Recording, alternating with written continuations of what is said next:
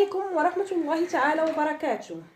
أعزائي المشاهدين، أنا جد مسرورة أني غنقدم لكم وصفة مجربة وجد فعالة للسعال أو ما يسمى بالكحة. بخصوص في هذا الفصل كتزاد الكحة عند الصغار وعند الكبار. بطبيعة الحال هذا أول فيديو ليا في هذه القناة اللي غتعتني بالمرأة والطفل، وبطبيعة الحال غادي يكونوا وصفات الطبخ. ندوز المقادير ديال هاد الوصفه.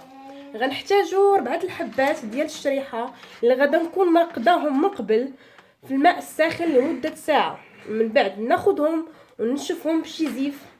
وغنحتاج 3 المعالق ديال زيت العود وجوج فصوص ديال الثومه يكونوا محكوكين. دابا غادا غنشعل النار تكون مهيله.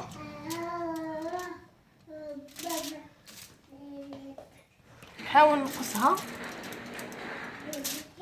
اول حاجه غادا نحط 3 المعالق ديال زيت العود يكونوا غير صغار.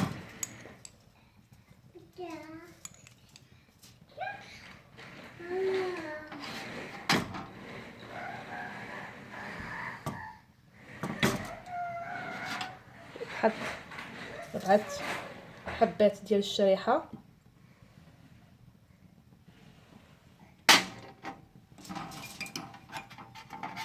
نزيد عليهم الثومه.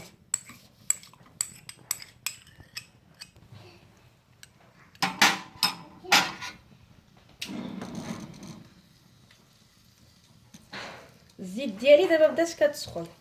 نحط الزيت ديالي كتسخن وانا كنقلب في هاد الشريحه مزيان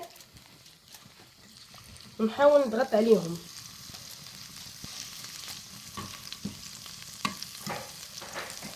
بالشريحه ديالي تشرب هاد الزيت. شويه البوطه.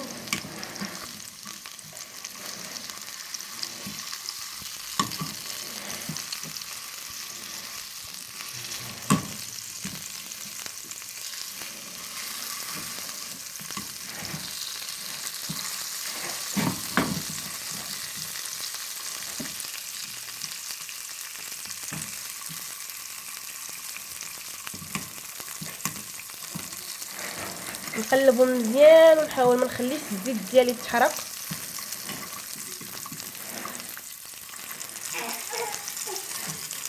نحاول ندخل فيه هكا الشوكه.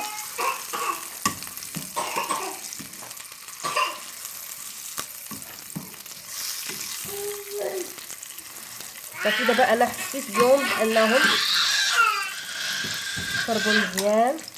غنطفي عليهم البوطه وغنجيب الطبسيل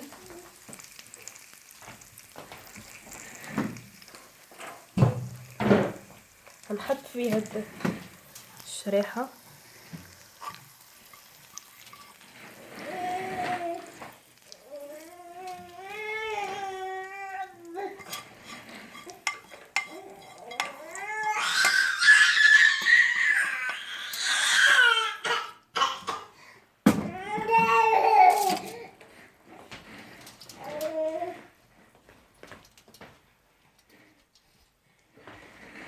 غنحاول نضغط عليهم بحال هكا مزيان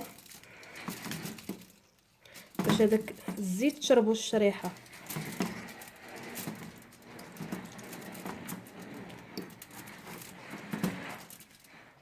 غنحطوهم ونخليهم حتى يبردوا عاد نقدروا ناكلوهم. هاد الوصفه خاصنا نجربوها مده 3 ايام.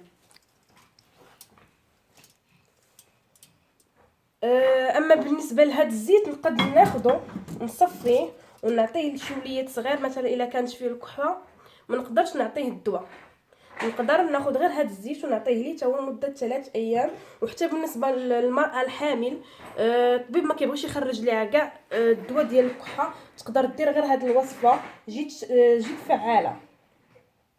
الى عجبكم الفيديو ما تنسونيش بالتعليقات ديالكم وتضغطوا على لايك وتابوناو عندي وتوركوا على الجرس. ونخليكم دابا حتى الفيديو واحد اخر في وصفه واحده اخرى.